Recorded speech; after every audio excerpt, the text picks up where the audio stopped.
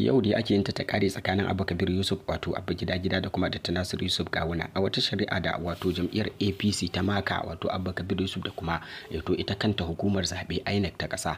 Wato APC da ta maka wato a jam'iyyar APC wato jam'iyyar ta NNPP da kuma wato a hukumar zabe wato INEC. Inda ba ku manta ba lokacin da aka kare shi zaben wato shekarar 2023 har Dr. Nasiru Yusuf Gawuna ya dauki kattara kuma ya fito ya yi ma Abba Kabir Yusuf din fatan alkhairi da samun nasara. Daga bisani kuma jam'iyyar ta APC dai daga jihar Kano ta fusata inda ta tabbatar da cewa ba da yawunta ba wato Nasiru Yusuf Gawunan yayi wa Abba Kabir Yusuf murna, dan haka za ta garzaya kotu domin neman haƙinta. Harar da aka shigar kuma an shigar da karan ne domin kalubalantar jam'iyyar NNPP din da kuma hukumar zabe ta ƙasa.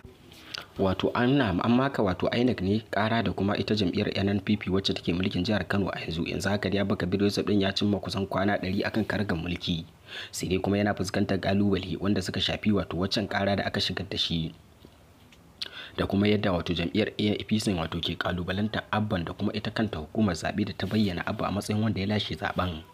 Wannan dai shari'a an yi zama kusan 7 wato wanda za a iya cewa ba a gama cin nasara ba, kuma ana daga wannan shari'a bayan da ya gabatar da dukkan shaidu daga kowane bangare da lauyoyin jam'iyyar su kai.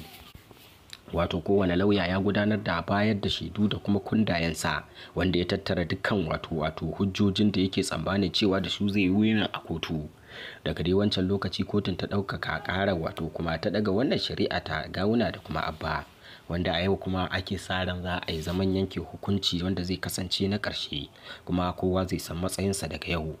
Sai dai kuma tun kafin yanke wannan hukunci tuni dai jam'iyyun suka duguma wajen yin addu'a da roƙon Allah da salloli, inda jam'iyyar NNPP ta gudanar da nata taron tun a shekaran jiya inda ta yi addu'o'i wanda taron ya samu halartar jigajigan 'yan jam'iyyar ciki kuwa hada Madugu da Rabi'u Musa Kwankwaso wanda ya halarci taron addu'o'in da aka gudanar. Ita ma dai jam'iyyar ta APC a yau take gudanar da nata taron a filin taro na ED, wanda a yau shi ma an gudanar da addu'o'i da kuma karatuttuka domin dai samun nasarar Gawuna garan. Yau dai ake yin ta kuma a yau za a yi ta kare. Ana yau dai za a kawo ƙarshen wannan shari'a, ake sa ran kowane zai game wato inda ya dusa.